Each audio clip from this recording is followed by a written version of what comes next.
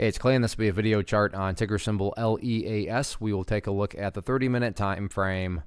Real quick, what do I mean by 30-minute in case maybe you're new to charts? Instead of each one of these candlesticks here representing 1 day's worth of price action, which is what you would normally see, each one represents 30 minutes. So all this here may look like several days worth of time. It's actually today's price action broken down into 30-minute time slices.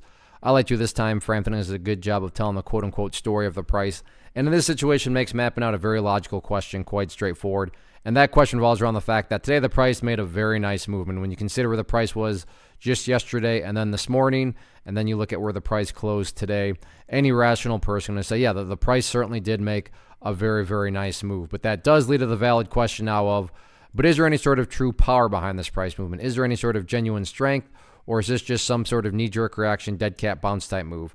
I have no idea, but like I said, by using charts, we can make mapping out that question very straightforward. And in my mind, it all revolves around this first update that I have to do down here right around 0025. And that update is just based on a foundational rule in charting, which states when levels of resistance are broken and closed above, you want to see them act as support. So that is why 0025 is important, because as long as we can agree on this logic, then we should be able to see things clearly here. But my logic is that a price movement that has true power, that price movement is not going to go back to where it was. I'm assuming you're saying, well, thanks, Captain. Obviously, yeah, if a price movement is truly strong, it's not going to go back to where it was. That'd be a total contradiction. And I agree. So think about 0025. Any sort of breaks below there, or worse yet, if the price separates to the downside, what would that be doing to the price? That would literally be putting the price right back inside of that area of the chart that it just broke out from. Again, going back, not a sign of true strength. Whereas let's say the price goes down here. However, in this situation, behaves like this and then starts to work its way back upwards. What would you have here? Well, now you'd have a set of lows right there. You'd have those lows down there.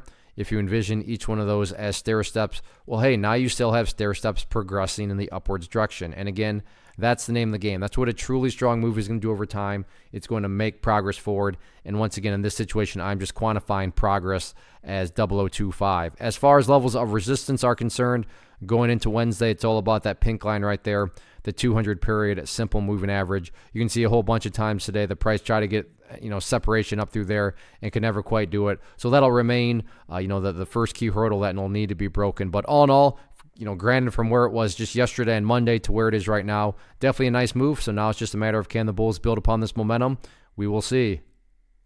One of the biggest questions that I get is, hey Clay, how do you find the stocks that you trade? So what I've done is put together a free resource guide where I talk about the tools that I use to locate stocks that I find interesting and think may have potential. So if that sounds like something that could add value to you as a trader, then click on the image that is up on the screen right now and I will email you the guide. The guide itself is very short and to the point, and best part, it's completely free. Thanks for watching the video. Let me know if you have any questions.